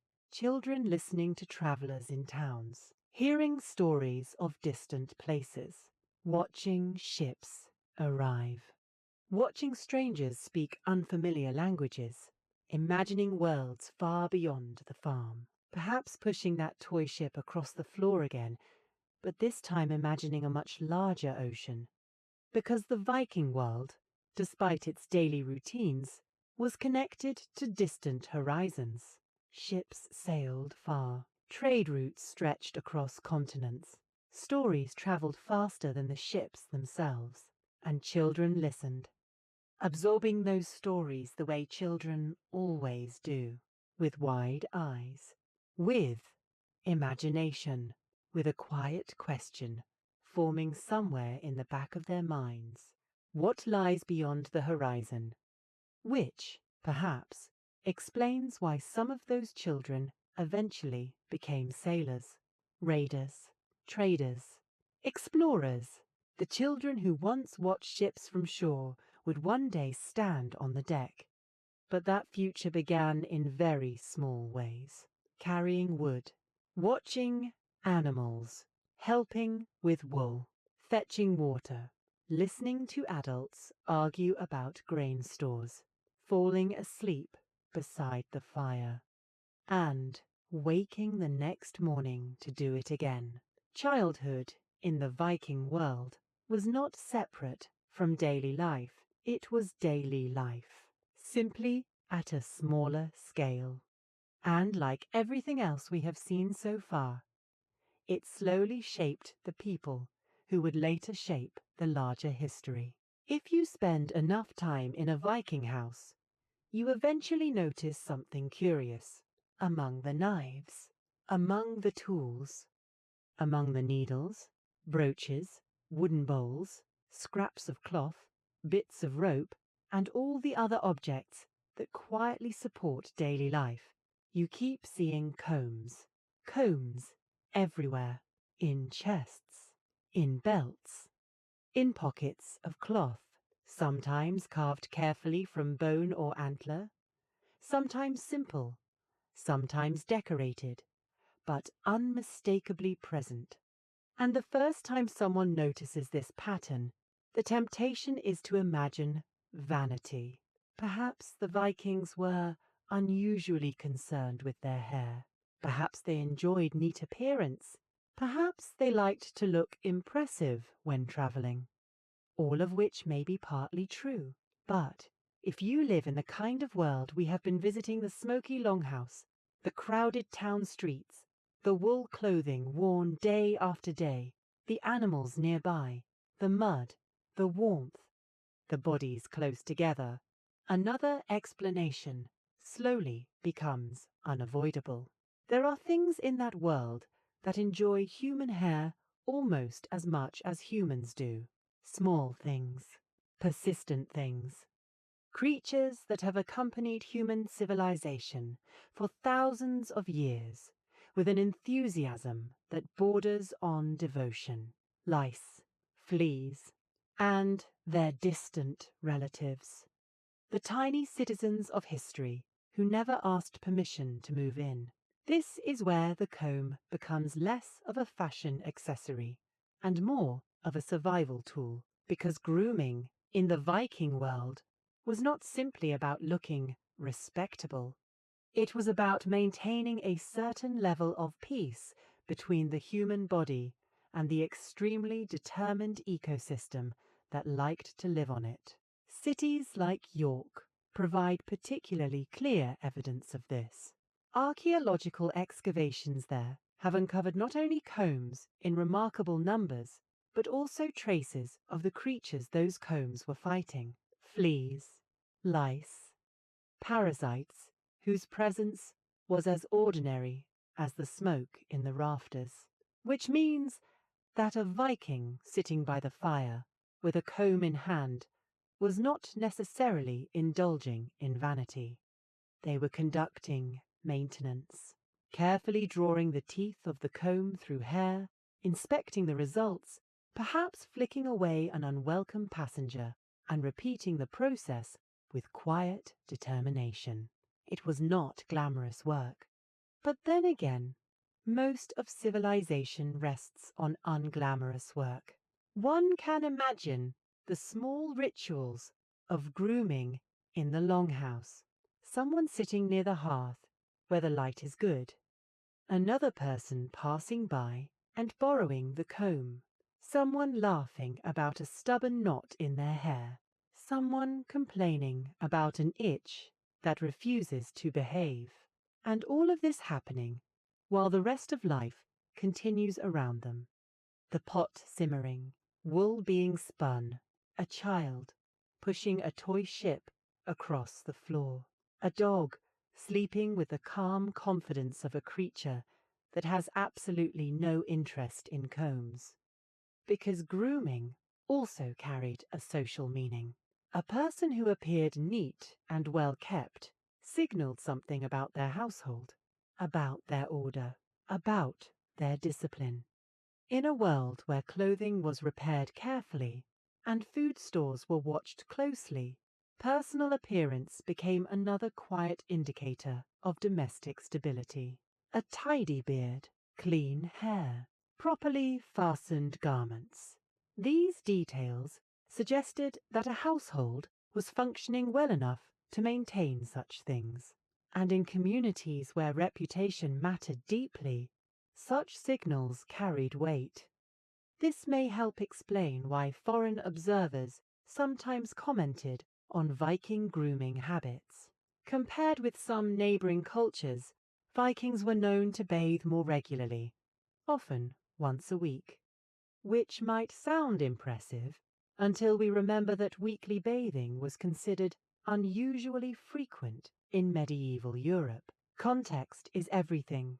Still, even regular bathing did not remove every problem. The longhouse remained smoky, clothing remained warm and thick, people remained close together, and small creatures remained stubborn. So combs multiplied. Craftsmen began producing them in large numbers. In towns like York, archaeologists have even found evidence of workshops dedicated to comb making, which means that somewhere in a Viking town, a skilled artisan sat at a workbench, carefully carving the teeth of combs from bone or antler. Not swords, not shields, combs. Because apparently, civilization requires a great many combs. The craft itself required patience. Each tooth cut carefully, each piece shaped precisely. A broken comb would be useless, too fragile, and the teeth snap, too thick, and the comb fails its purpose.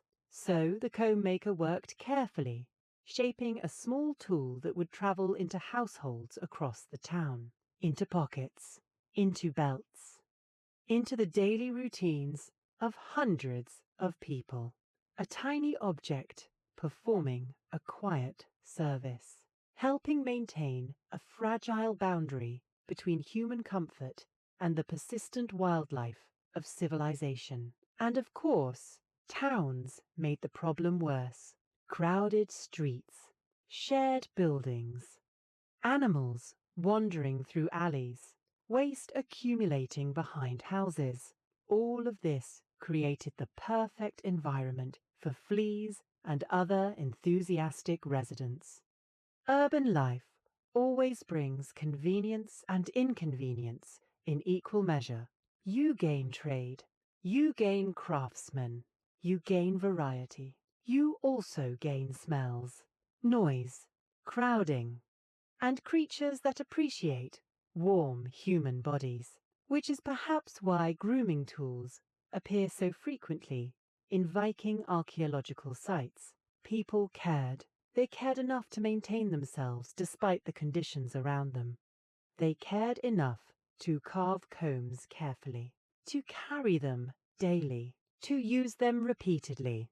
Small acts of order inside a messy world. And once again, we see the familiar Viking pattern, a practical solution, a repeated habit, a habit becoming culture. The comb is useful, so everyone carries one. Soon carrying a comb becomes normal. Soon not carrying one seems strange. And centuries later, historians remark, with mild surprise, that Vikings appear to have been quite concerned with personal grooming, which is true, but perhaps not for the reasons people first imagine.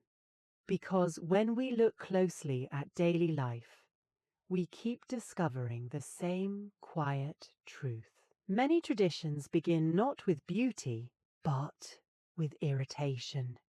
And sometimes the entire difference between comfort and misery is nothing more complicated than a small comb pulled carefully through hair beside the fire. In a house where food is counted carefully, where cloth is repaired patiently, and where even a comb must earn its place through daily usefulness, the idea of buying something becomes a little complicated, because buying implies money. And money, as it turns out, was not always as straightforward in the Viking world as we might expect. Modern people are used to neat things. Coins stamped with faces, numbers printed on paper, Digital numbers that appear quietly on screens. All very tidy, all very official. The Viking world preferred something slightly less tidy.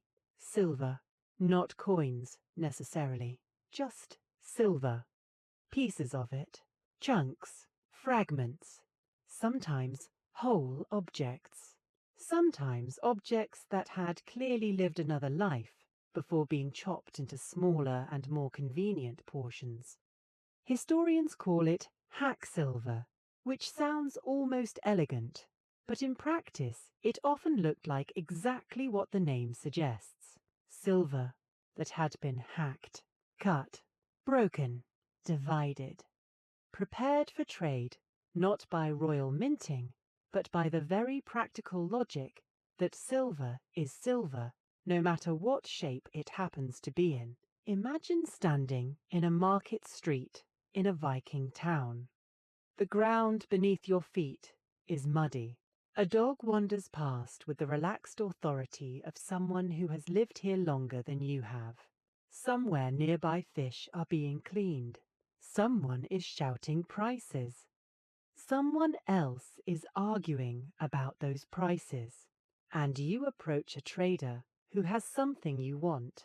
Perhaps a tool, perhaps cloth, perhaps an imported object whose origin no one here can fully explain.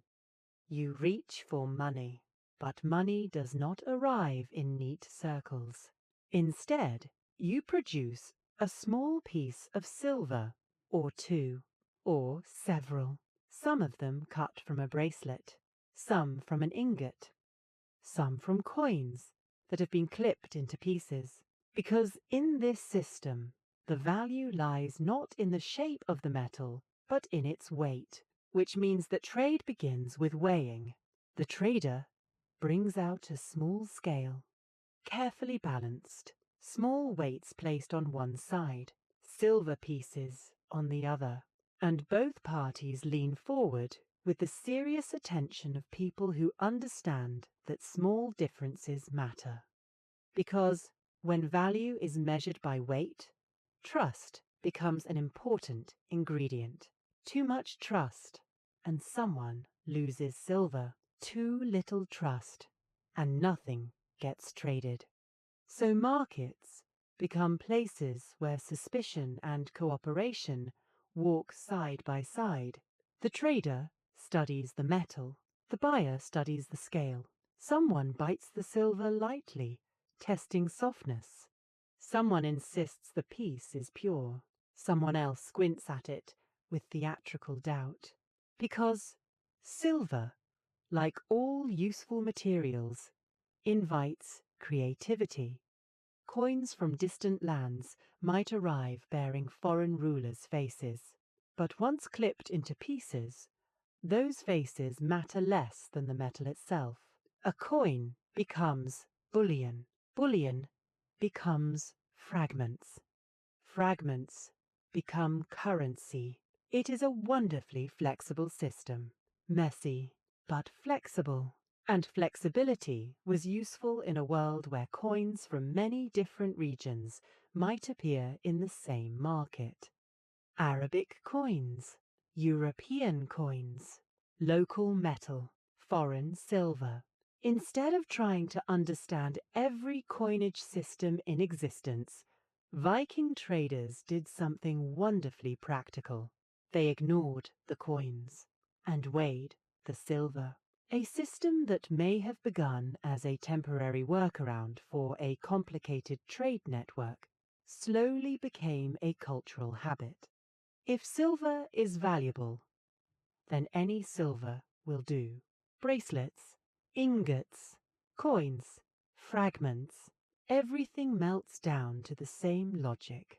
Weight equals value.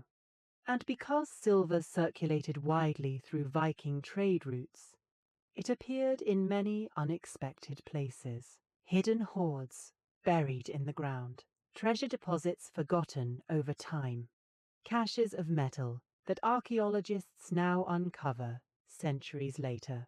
The famous hoards tell us something interesting.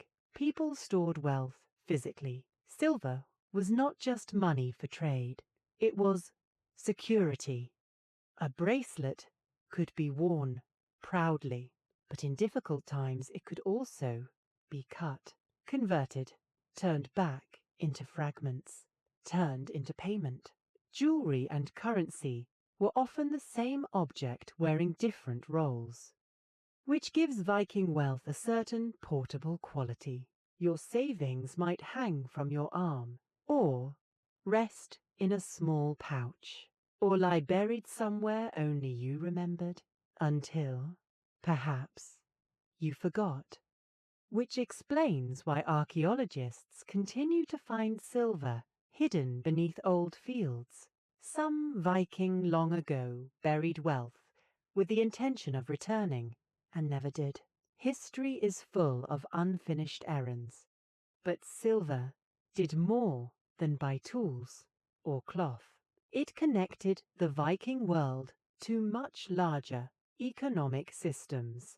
Trade routes stretched across rivers and seas, from Scandinavia into the Baltic, down through Eastern Europe, across the North Sea, into markets influenced by the Islamic world, Byzantium, and continental Europe.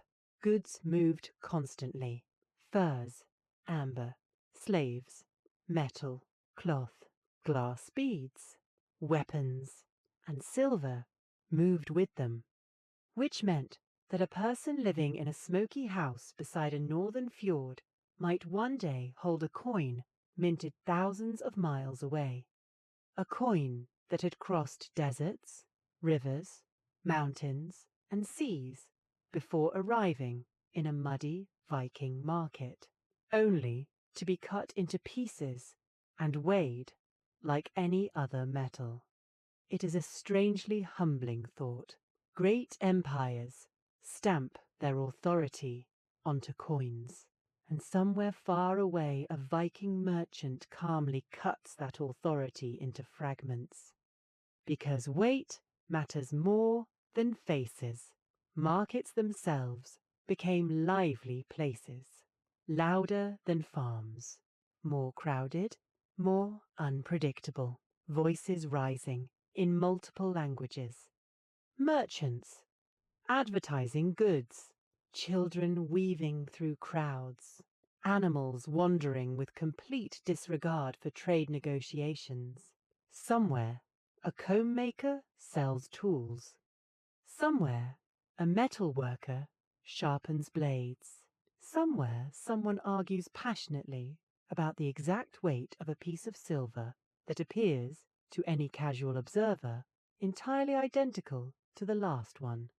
But to the people involved, small differences are everything.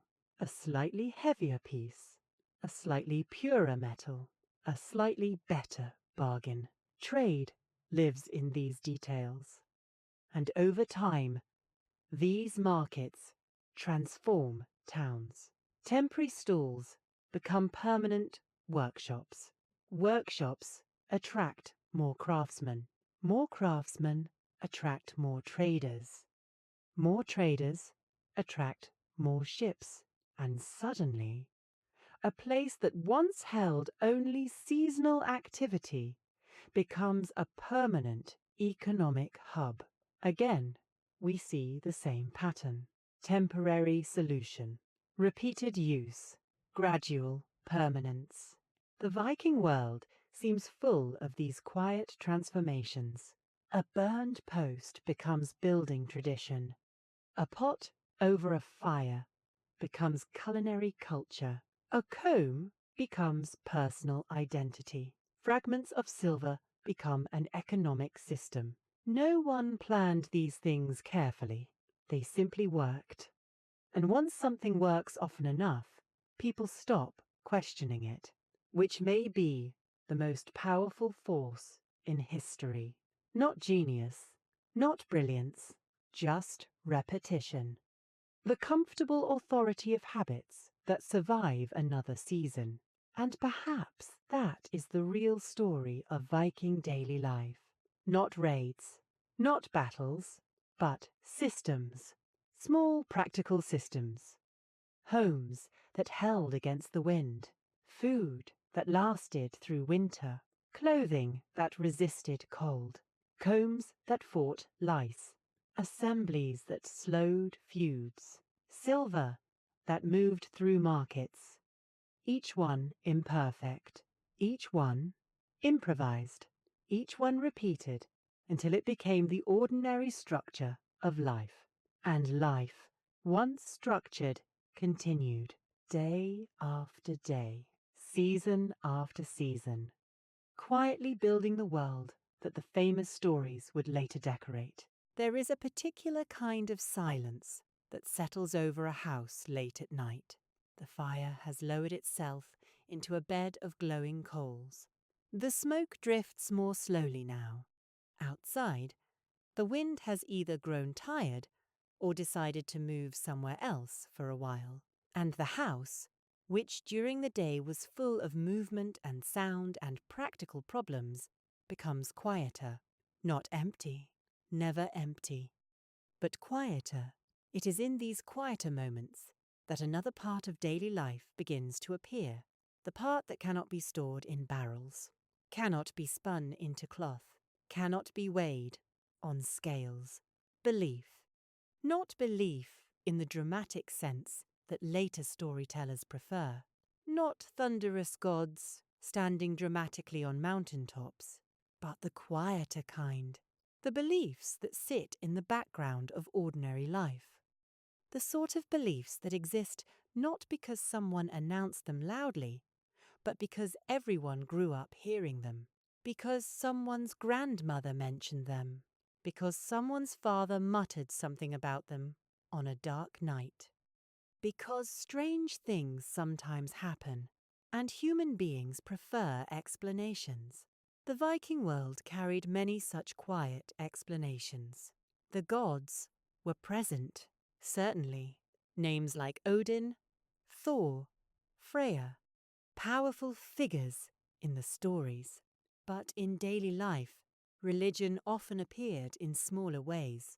Gestures, habits, careful words spoken at the right time, objects placed in the right place. Small acts meant to keep the world balanced, because the world could feel unpredictable. Storms rose suddenly. Animals fell ill. Ships vanished beyond the horizon and did not always return. Children were born. Children sometimes died. Harvests succeeded. Harvests sometimes failed.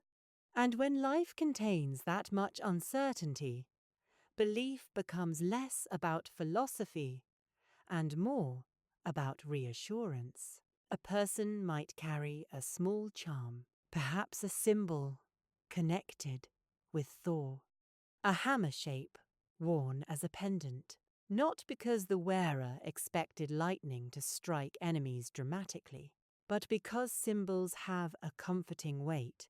They remind people that unseen forces exist, and that perhaps those forces can be persuaded, or at least respected.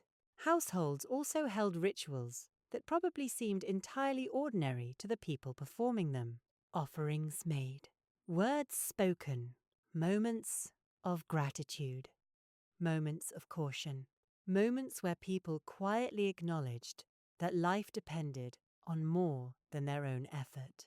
Because even the most organized Viking household could not control the weather, or the sea, or illness, or fate. And fate, in particular, appears often in Norse thinking.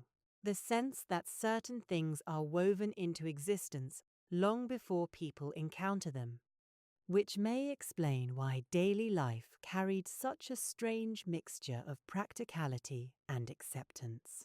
People worked hard, planned carefully, stored food, repaired houses, weighed silver, argued at assemblies, and yet somewhere beneath all that activity lived the quiet understanding that some events simply arrived, like storms, or luck, or misfortune.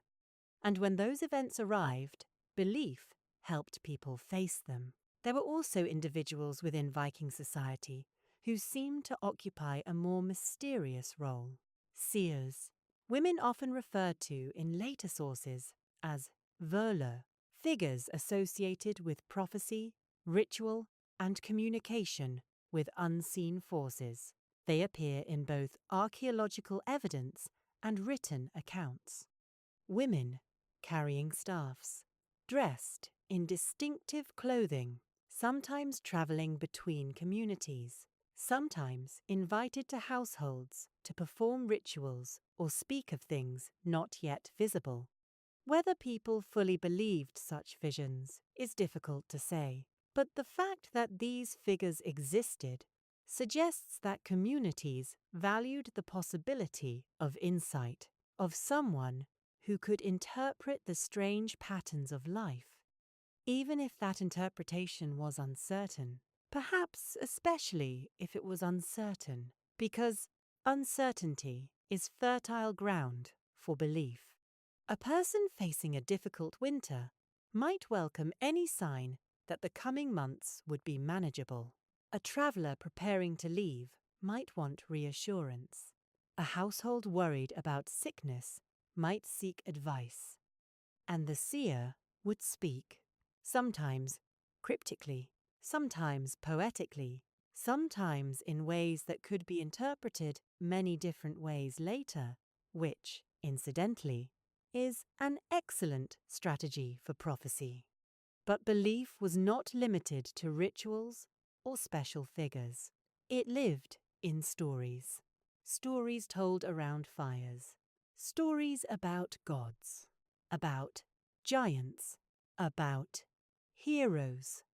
About strange creatures that lived in forests or mountains. Stories that entertained children.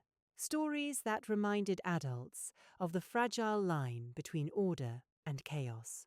Because mythology often functions as a kind of cultural map.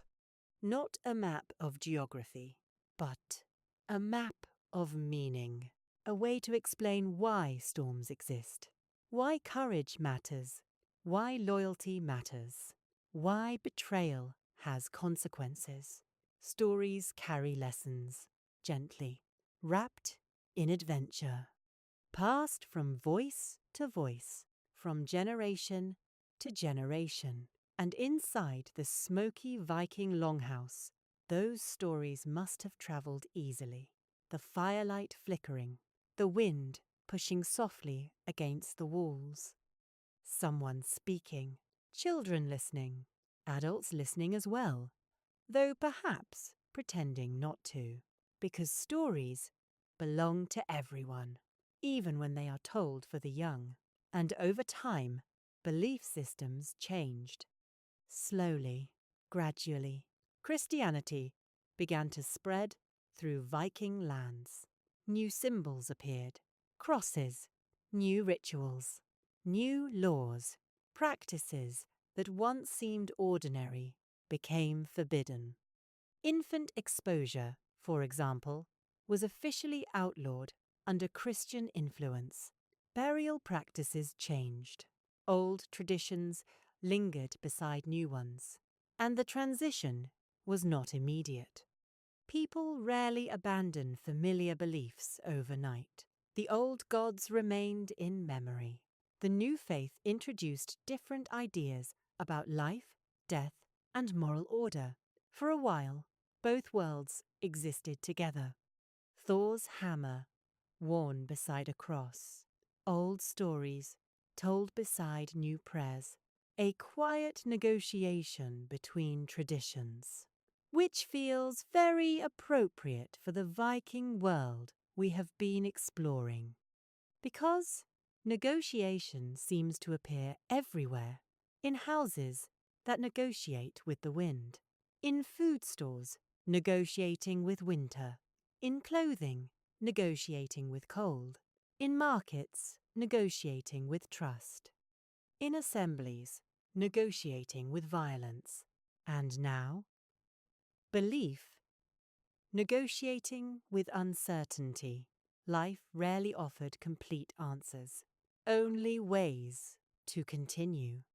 Which is perhaps why belief remained a quiet companion to daily work, not replacing effort, but standing beside it, like a shadow beside a fire.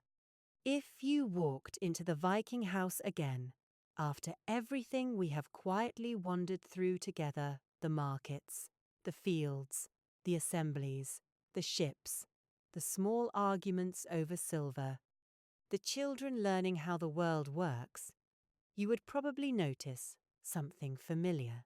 The fire would still be there, not dramatically, not roaring, just steady. A low orange glow stretching across the hearth, breathing warmth slowly into the room. It had been there in the beginning, and it was still there now, because in truth, most of Viking life began and ended in rooms like this.